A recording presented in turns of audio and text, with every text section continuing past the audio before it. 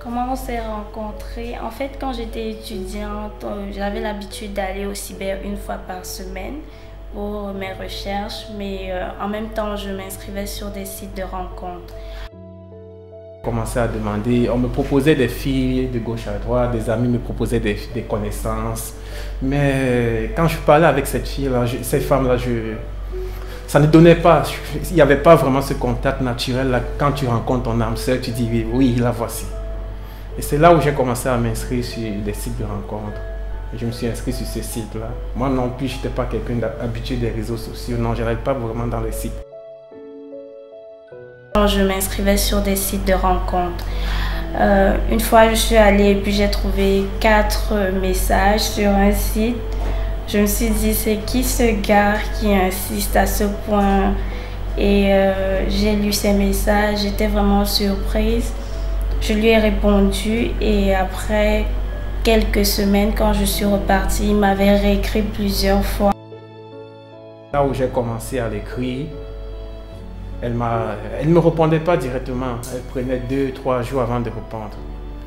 Et elle était vraiment, sa façon de répondre, c'était vraiment différent des autres, que dès que tu écris, elles sont tout le temps connectées. Elle prenait 2-3 jours avant de répondre. Elle s'en foutait un peu de moi là. Et ça me motivait plus à aller vraiment savoir ce qu'elle est.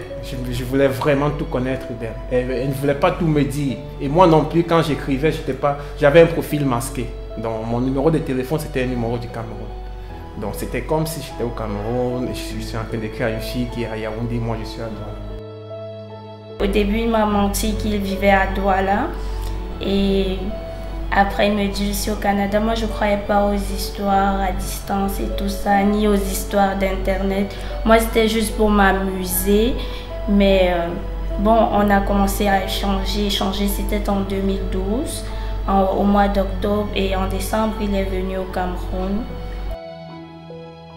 À l'hôtel où je vivais, vraiment, pour vous dire vrai, ce jour-là, c'était formidable. Je n'en revenais pas, moi non plus. Moi qui étais tellement timide, je ne comprenais même pas comment j'ai pu faire pour me donner dans ses bras. On s'est embrassés en pleine route. Vraiment très formidable.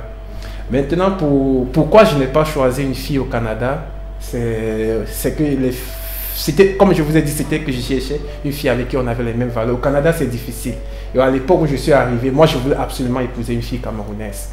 Parce que je suis un peu compliqué dans le côté mode culture, je suis un peu compliqué. Je ne pouvais pas m'adapter avec une autre culture que celle de chez nous.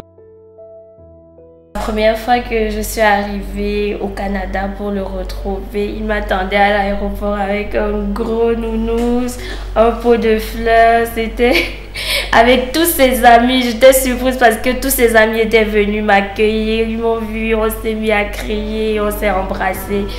C'était trop drôle et en même temps trop touchant. On a même pleuré. C'était comme incroyable. C'était vraiment incroyable. Et puis j'ai passé un mois là-bas avec lui. C'était un mois de folie. On ne se quittait pas, on s'est baladé, il m'a fait visiter partout.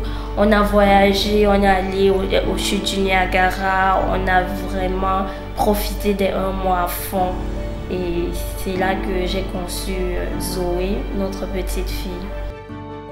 Je cherchais une fille, premièrement, qui est intelligente, belle dans le cœur, pas vraiment belle, pas seulement belle physiquement.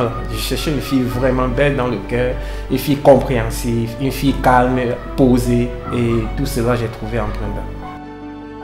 Oui, c'était très... L'accouchement était vraiment compliqué parce que j'ai fait plus de 24 heures de contraction, c'était difficile. J'étais forte, j'étais assez forte de ce que les gens me disent, j'étais assez forte.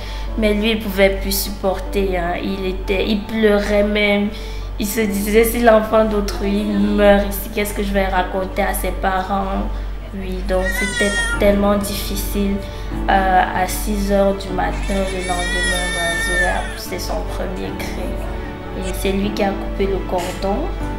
Oui, c'est lui qui a coupé le cordon. Elle était toute en forme. Sa mamie était là. Sa mamie la porte. Donc dans 5 ans, dans 10 ans, je serai à ses côtés. Je promets de l'aimer, de prendre soin de nos enfants, de notre fille et de nos futurs enfants. Et vraiment que Dieu continue à bénir notre couple comme il l'a fait jusqu'à présent. Donc la demande à mariage s'est faite il y a environ 1 an au Canada parce que lui, il avait promis à mes parents qu'il viendrait vraiment les honorer, qu'il viendrait me légaliser comme on dit ici. Et il est donc au Canada, il m'a demandé, il m'a dit, bon, j'avais promis à tes parents que j'allais venir t'honorer, faire ta dot et tout. Donc je pense que c'est le moment et il faut qu'on se lance l'année prochaine en décembre. On va se lancer, on va aller. Alors, j'étais tellement émue parce que je me disais peut-être ça va jamais arriver. Mais bon.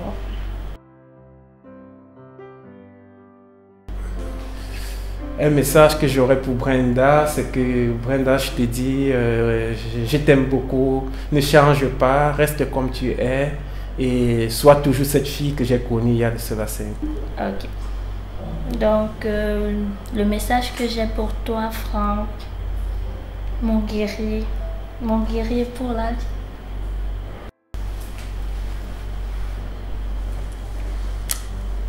Vraiment, je sais pas, je n'ai pas les mots. Merci pour l'honneur que tu fais à ma famille.